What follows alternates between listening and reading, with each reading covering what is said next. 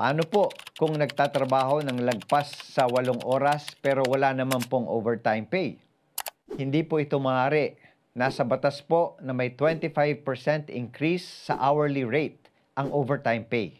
Ibig sabihin ay nung nagkasundo kayo ng employer na mag-overtime ka, kasama na sa sweldo mo ang dagdag na oras at dagdag na rate. Tandaan po ninyo na ang pag-overtime ay voluntaryo. Hindi ka maaaring piliting mag-overtime maliban na lamang kung pasok ka dito sa 5 senaryo.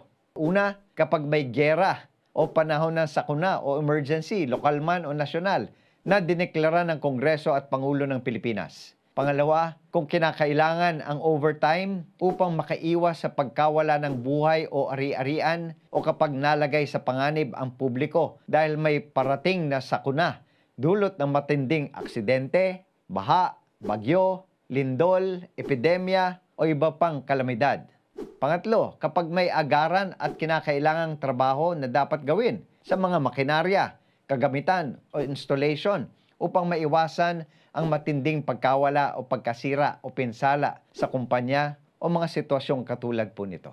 Pang-apat, kung kailangan ang patuloy na pagtatrabaho upang makaiwas sa pagkawala o pagkasira ng mga kagamitan o mga bagay o kalakal na nabubulok o ito po yung tinatawag nating perishable goods. At panglima, kung ang pagtatapos ng inumpisahang trabaho ay kailangan upang makaiwas sa matinding pagkawala o pagkalugi ng kumpanya o sa matinding perwisyo sa operasyon nito. Sa ganitong sitwasyon, maaari kayong piliting mag-overtime.